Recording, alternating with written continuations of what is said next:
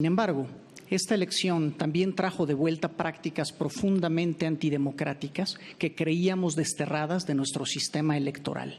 Como se verá, por ejemplo, en el cómputo de la Suprema Corte de Justicia de la Nación, en 818 casillas se acreditó plenamente una o más de las siguientes irregularidades: la inexplicable participación del 100% o más de los electores, boletas no extraídas de la urna, casos de candidaturas que obtuvieron el 100% de los votos en casillas sin lista nominal, tiempos de votación muy superiores al periodo de recepción de votos y evidente inducción al voto mediante el uso de acordeones.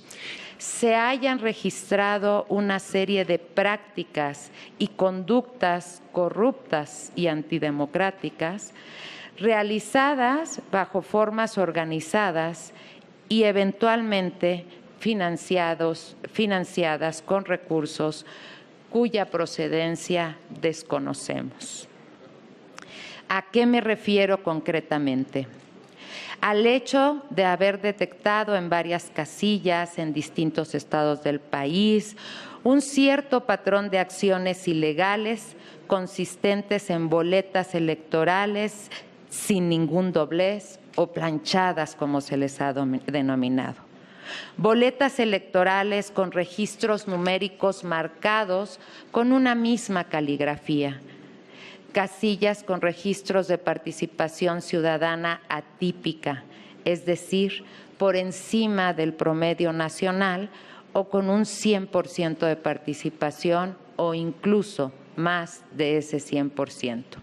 No podemos negar que la premura de la reforma judicial, el poco cuidado en algunas reglas y el afán de la mayoría del Congreso de sesgar políticamente estas elecciones afectaron la calidad del proceso electoral y revivieron en algunas regiones prácticas electorales viciadas en un grado y unas formas que habían sido desterradas desde hace décadas.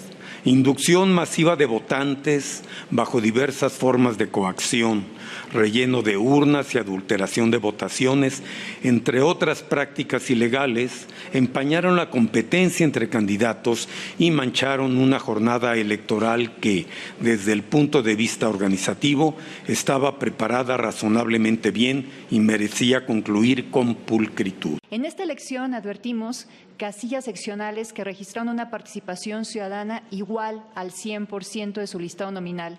En una elección con una participación ciudadana del 13% a nivel nacional, parece poco creíble que eso ocurra. También tuvimos algunas casillas que tuvieron una participación ciudadana de más del 100%, lo cual no puede ocurrir. Boletas sin marcas de dobleces, es decir, boletas sin evidencia de que hubieran sido introducidas en las urnas. Votos registrados con caligrafía que a simple vista se ve idéntica y votaciones en múltiples boletas, no solo por las mismas personas, lo cual suele ocurrir cuando las personas ganan una elección, sino con el mismo patrón de votación. Un orden que además coincidía plenamente con los acordeones que se repartieron para las elecciones a nivel nacional. Casillas en las que para que hubieran podido votar el número de personas que se reporta tendrían que haber permanecido abiertas 29 horas. Mención aparte, por supuesto, merece los denominados acordeones. El hecho es gravísimo porque constituye una amenaza directa a la libertad y autenticidad del voto. Declarar válida una elección en estas condiciones representaría enviar un mensaje preocupante a la ciudadanía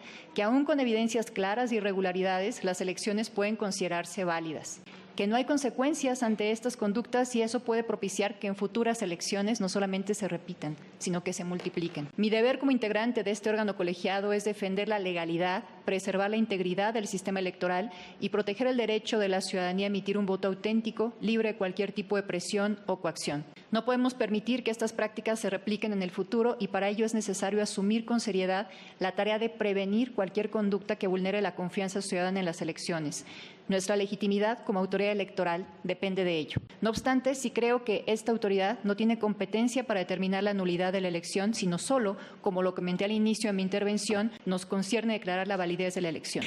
Intentar no declarar la validez de esta elección por 800 casillas que no está la certeza no tenemos los dictámenes, la prisa, el tiempo nos lleva a declarar en un acuerdo este tipo de situaciones, reconocer una práctica que no convence a nadie y que por supuesto no debe de existir, contra más de 80,000 casillas que no presentan irregularidades, que son totalmente confiables, íntegras en su procedimiento, poner en duda en este momento la integridad de cada uno de los pasos del proceso electoral, me parece una situación extrema y lamentable. Lamentable para todos los que aquí trabajamos, para todos los que trabajan en las entidades, en las 32, para todos los que se suman a los esfuerzos de este instituto y que en este momento intentamos manchar su trabajo,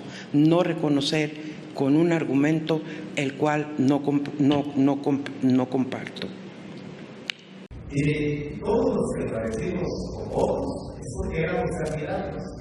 Difícilmente alguien que no era candidato iba a aparecer con un voto. Pero hubo acordeones. En los acordeones. Revisen los números y van a ver que hay mucha disparidad. En el mío, por ejemplo, no se parece a los otros. Usted aparecía en todos, por ejemplo. Oye, yo no sé quién nos habrá elaborado. Yo lo que le digo es que el pueblo votó. El pueblo tuvo en sus manos a los candidatos, no se escuchó. En el caso particular mío, yo hice un recorrido amplio, llevé mi propuesta, dialogué con el pueblo y ese es el producto del trabajo que realizamos en 2 meses, la votación que realizamos. Pero ¿cómo puede ser legítima su elección si de todas maneras usted apareció en los acordeones? ¿No le parece tramposo? Otra interpretación, pero los votos que yo recibí son del pueblo. Lo que le puedo decir es que hay un mandato claro del pueblo respecto a la ejecución electoral. ¿A usted no lo puso el partido y el expresidente y la presidenta? ¿No lo pusieron donde Yo está? tomé la decisión personal y aquí hay muchas autoridades de los pueblos indígenas con las que tomamos la decisión. A mí no me puso nadie, fue una decisión colectiva con los pueblos. Le doy mi testimonio. Yo personalmente tomé la decisión porque era una oportunidad histórica para los pueblos indígenas. A mí no me puso nadie, aquí está mi